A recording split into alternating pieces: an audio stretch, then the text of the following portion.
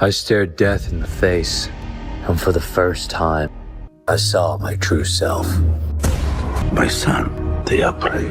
We are predators. Ever since Marvel Comics went bankrupt in the 90s, there's always been a complex legal environment into which movie studios owned which characters. As we all know, Sony owns all of Spider-Man and his rogues gallery. The 2014 Sony Pictures hack Hello, North Korea! blew the door right off this complicated legal mumbo-jumbo that allowed Spider-Man to make his MCU debut in Captain America Civil War. All right, I've run out of patience. On to ruse!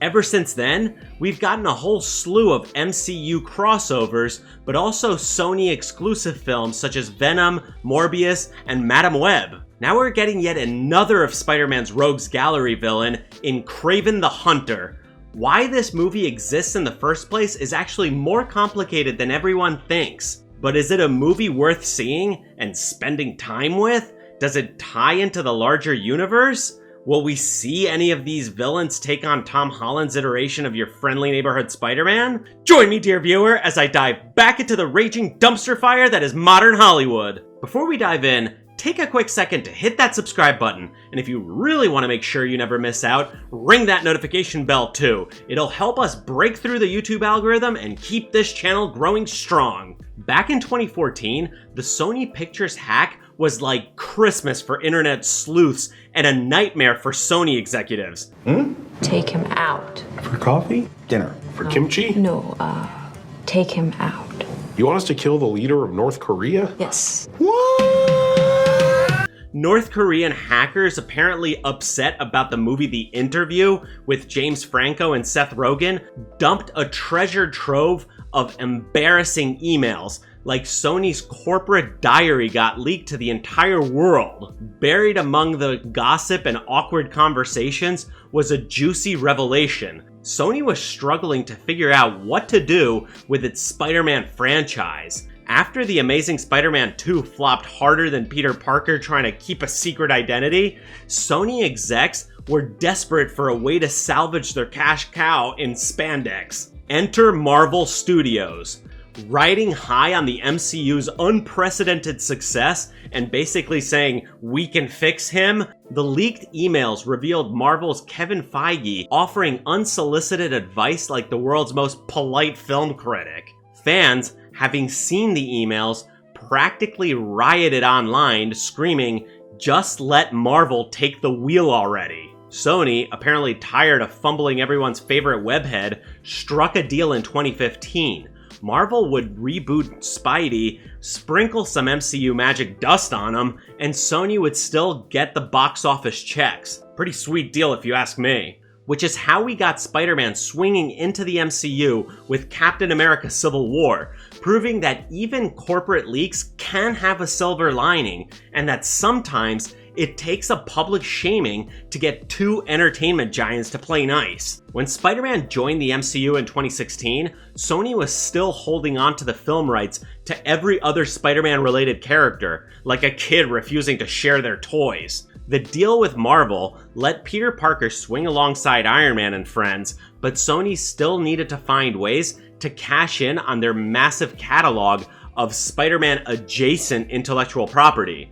Enter the Sony's Spider-Man universe. Yes, they actually called it that, where villains, anti-heroes, and even side characters got their moment in the spotlight, whether audiences asked for it or not. First came Venom in 2018, which surprised everyone by being absurdly fun and wildly successful, mostly because Tom Hardy went all in on the role. Sony saw dollar signs and decided, hey, who needs Spider-Man when you've got, Morbius? Thus began a parade of films about Spidey's rogues gallery. 2022's Morbius being the most meme-worthy train wreck nobody could stop quoting. Two further projects in Madam Web and Kraven the Hunter aim to prove that even the most obscure characters deserve a shot at blockbuster stardom. Newsflash, Not everybody can be Iron Man. Sony's reasoning was simple. They wanted to milk their Spider-Verse rights without sharing too much with Marvel. And while some of these ventures made waves like Venom, others fizzled. Morbius became a meme for a reason. Ultimately, Sony's strategy was a mix of cash grab and creativity, or lack thereof, an attempt to expand their corner of the Spider-Man brand without actually putting the wall crawler front and center. And we all found out the obvious truth. Spider-Man's villains don't work without Spider-Man. After all, they're his villains for a reason, and they only work when he's around. While the first Venom movie was a fun adventure, its 2 sequels were largely forgettable, and that's a shame because Carnage was one of my favorite villains from the comics. Don't get me wrong, I love Woody Harrelson, but he absolutely did not fit the role as well as other actors could have, namely Robert Knepper. If you recall, Knepper played a psychotic killer on the 2005 Fox show Prison Break. He played that character so well that he might as well have been Cletus Cassidy on that show. But I digress. Morbius and Madam Web are in stiff competition for being the most useless, unnecessary films in all of Sony's library. But is Kraven the Hunter going to upset this competition? 2024's Kraven the Hunter marks one of the, hopefully, final films in this extended Spider-Verse. So what exactly was its purpose? Would it fit into a possible future Spider-Man specific project? Well, the answer remains elusive. Sony originally began with all these villain origin stories in order to create their own little Avengers-style team film with a Sinister Six movie, but that project has since fallen apart. I guess they were so far along in development that they needed to finish off whatever projects they had. As a film, I really don't think that Kraven the Hunter was really all that bad, despite it flopping at the global box office. The plot of this film is pretty simple. It's the story about a man and his complex relationship with his overbearing father, which sets him on a path of vengeance and motivates him to become the greatest and most feared hunter of all time. The film begins on the African plains with a young Sergei and Dmitri hunting big game with their father Nikolai.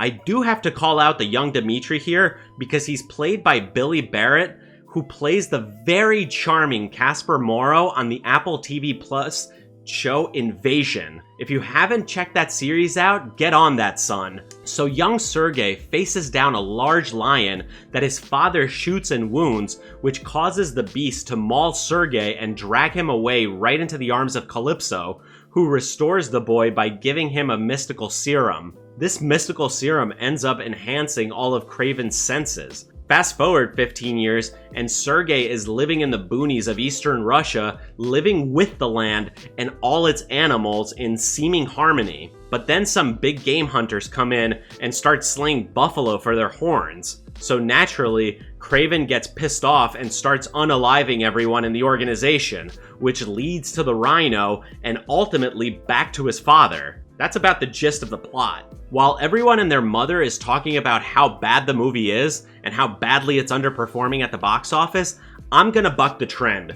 I really don't think Kraven the Hunter is that bad of a movie. Ever since starting my channel, I've harped on 2 main issues I have with films these days: plot and character development. And I'm happy to report that Kraven the Hunter has a decent enough plot and actually pretty good character development. Aaron Taylor Johnson really brought out the best in the character.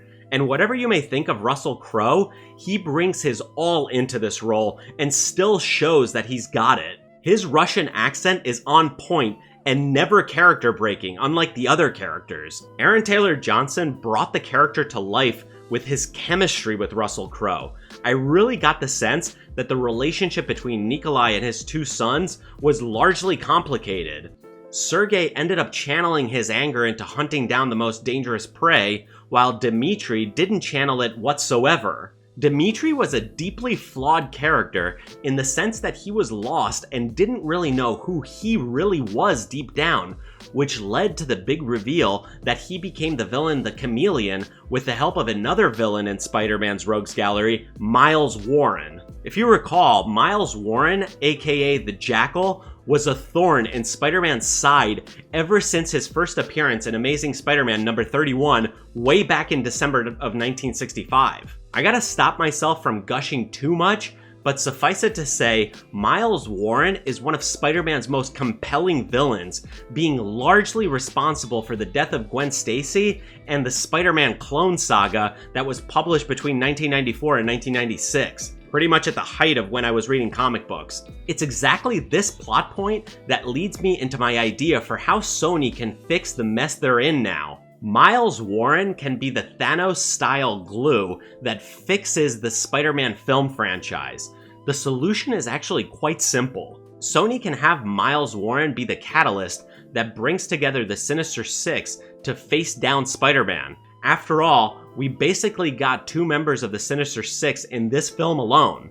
You've already had Doc Ock, Electro, Mysterio, Sandman, and the Vulture. You could even add in the Scorpion and Shocker, who appeared in Sony's MCU-adjacent Tom Holland Spider-Man trilogy. So you've basically got your Sinister Six, depending on which iteration of the villain team you want to go with. The first step is to sign Tom Holland on for 2 to 3 more movies.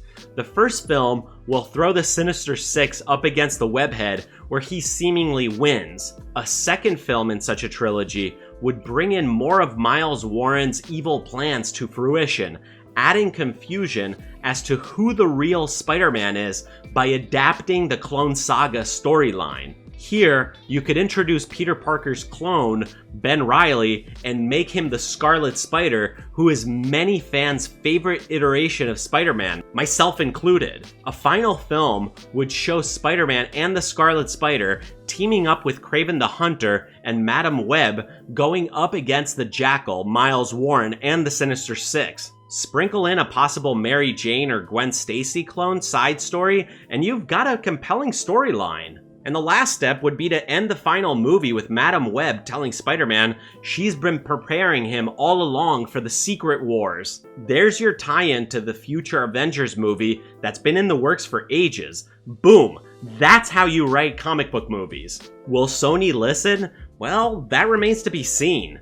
Despite how badly all these movies flopped, they did leave Sony with all the pieces they need in order to adapt the Clone Saga and the Sinister Six. They've got all the ingredients for it. They just need a chef to throw it all together. And I think they're in a slightly better spot than Marvel and Kevin Feige are, because at least there's an actual kernel of an idea that I just proposed. Okay, that's enough of me nerding out over Spider-Man lore. Should you go see Kraven the Hunter? Honestly, I would say yes. I think this movie was a lot like the first Venom movie. Pretty fun, and most likely very forgettable. But I had fun with this one. One of my 2 gripes with this movie specifically was Calypso's background. In the comics, she was a scientist, whereas in this movie, she was a lawyer. Fine, whatever. That's minor. But the CGI was absolutely abysmal. The animals were Gladiator 2 level bad. And this is a trend in Hollywood. They tend to rush movies to release and overwork their graphical experts, much in the same way the video game industry promotes burnout with their programmers. Where the hell are the Hollywood unions to protect these workers? At the end of the day, I'm glad they do CGI animals, because Hollywood's track record with animal cruelty leaves something to be desired. But what do you guys think about all this? Did you enjoy Kraven the Hunter? And what did you think about my fix and solution for Sony?